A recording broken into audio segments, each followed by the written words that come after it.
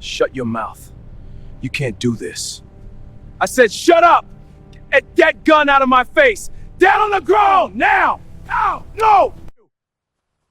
Imagine standing on the porch of your own home when a police officer presses a gun to your head because someone powerful decided you didn't belong there. That's exactly what happened in a gated community where money ruled, fear enforced silence, and one woman thought she owned everyone inside the gates. The gated community of Silvercrest Enclave looked less like a neighborhood and more like a private estate carved into perfection. Tall iron gates guarded streets so clean they looked staged, lawns trimmed with surgical precision, cameras perched on every corner like unblinking eyes. Nothing happened in Silvercrest Enclave without permission. And that permission came from one woman, Veronica Hale. She was the HOA president, the richest resident by far, and the unquestioned ruler of the community. Residents didn't just follow HOA rules, they feared them.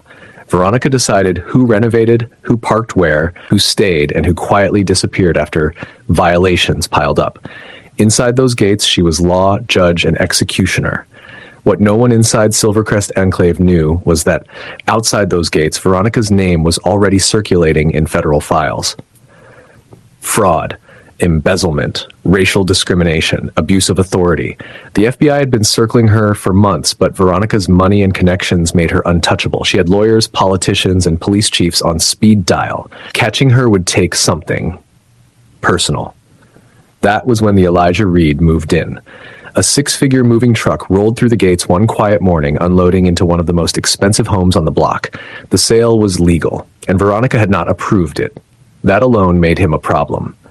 That he was black made it, in Veronica's mind, unacceptable. From her control room, lined with monitors showing every street, Veronica watched him step onto the porch of his new home. He didn't look around in awe. He didn't seek approval. He simply belonged. Veronica felt something she wasn't used to feeling. Threatened. Within 24 hours, she arrived at his doorstep with her full HOA security detail, men in matching uniforms meant to intimidate. She didn't waste time with pleasantries. "You don't belong here." Veronica said flatly, "I didn't approve your residency. You need to leave." The man listened without interrupting. Then, calmly, he replied that he purchased the home legally through due process, and that HOA approval did not override property law. He reminded her, politely, that she was an HOA president, not the government. Veronica's smile didn't reach her eyes. Defiance. She turned and walked away, heels clicking against the stone driveway, already reaching for her phone. Inside Silvercrest Enclave, problems didn't solve themselves. They were removed. Veronica didn't raise her voice when she made the call. She never had to. Chief Harold Whitman answered on the first ring. He always did. Years of donations, favors, and quiet understandings had cemented their relationship.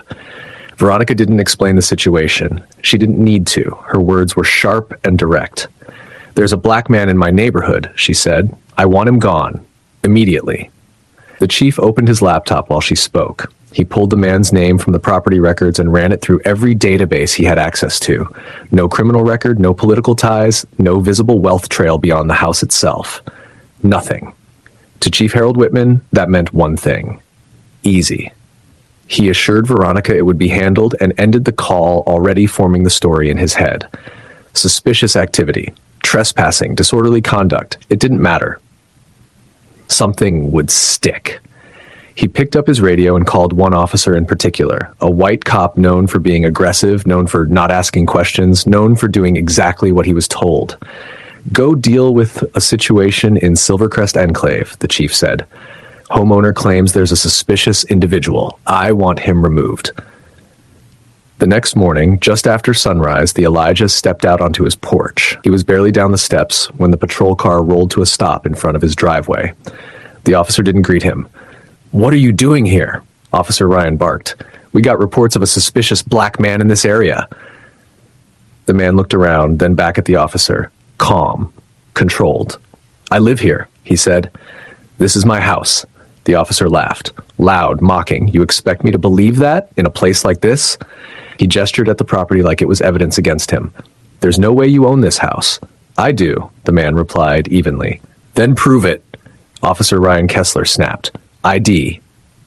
Papers. Something." The man shook his head slightly. I'm standing in a gated community in front of my home. I'm not required to prove ownership to you. That was it. Officer Ryan's face tightened. His voice rose. Shut up, he shouted. You don't get to tell me how this works. Neighbors peeked from behind curtains. Cameras silently recorded. Somewhere inside her control room, Veronica watched every second, satisfied. The officer's hand moved to his holster. And then he pulled the gun. The officer didn't just pull the gun. He raised it with intent, the barrel steady as it leveled toward the man's head. Hands where I can see them, Officer Ryan shouted. You're done playing smart. Have you ever seen a police officer point a gun at a man's head for standing in his own yard? What would you do if an HOA president decided you didn't belong and used the police to prove it? Before we go further, what city or country are you watching from? Drop it in the comments. We love seeing where you're tuning in from. And if you believe power should never be used to silence people, make sure you like and subscribe for stories that expose the truth. Elijah didn't flinch. He didn't raise his voice. He stood still on his own porch, eyes locked on the officers, and spoke with quiet authority. Lower your weapon, he said calmly. You're creating a situation that doesn't need to exist. The officer scoffed, pressing the gun closer. Shut up, he snarled. You're getting arrested, resisting, obstruction. Whatever I decide, you had your chance. The threat was clear. This wasn't about law anymore. This was about power, about breaking someone who dared to stand his ground. Across the street, curtains twitched. A few phones lifted. Most people stayed frozen, afraid to be seen. Somewhere behind the scenes, Veronica watched the confrontation unfold on her monitors, convinced she was minutes away from watching the problem disappear. Then the air changed. The low rumble of engines cut through the silence. Black SUVs surged through the gate in rapid succession, tires crunching against the pavement. Doors flew open. Men and women in dark tactical gear poured out, weapons raised, movements sharp and disciplined. Drop the weapon! Now! Now! The officer froze. He looked around and realized he was surrounded. Guns pointed at him from every angle. No backup. No authority. No escape. His hand trembled. Slowly, he lowered the gun. It clattered against the concrete as agents moved in, pinning his arms behind his back. One agent stepped forward, positioning himself between the officer and the Elijah. His tone was firm, controlled. Officer, he said, you are being detained. You have the right to remain silent.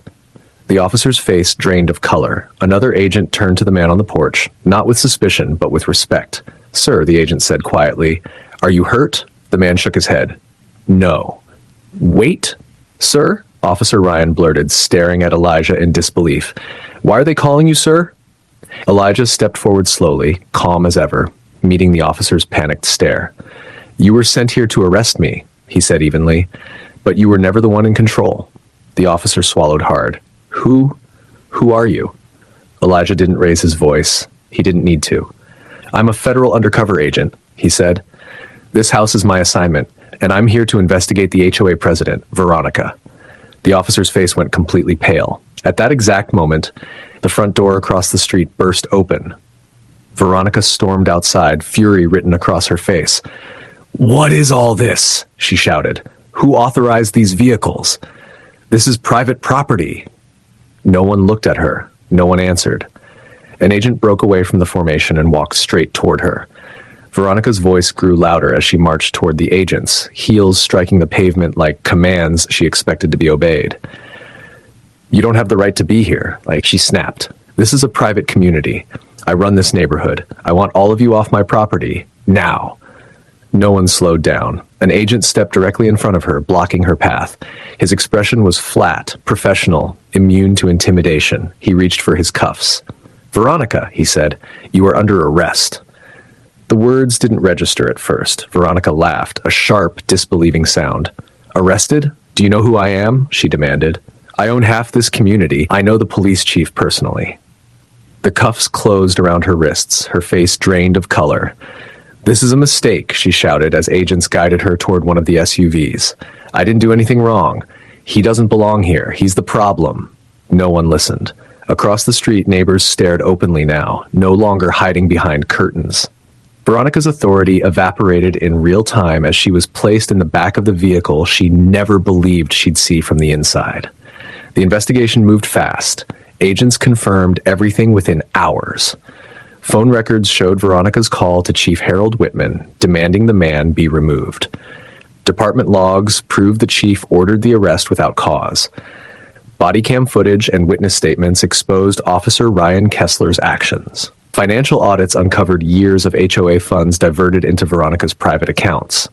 Shell companies, fake invoices, racially motivated violations used to push residents out and seize properties. What the FBI had suspected was now undeniable. Veronica hadn't just ruled the neighborhood, she had been running a criminal operation. Chief Harold Whitman was stripped of his title and arrested. Officer Ryan was fired, charged, and barred from law enforcement. Veronica's assets were frozen, her HOA dissolved. The gates of Silvercrest Enclave opened for the first time in years. Veronica was sentenced to 20 years in federal prison. Weeks later, Elijah stood alone on his porch, watching the same street that once tried to swallow him whole. The cameras were gone. The guards were gone. The fear was gone. If you believe wealth, race, or influence should never decide who lives in fear and who lives free, smash that like button and subscribe for more stories where the truth finally catches up.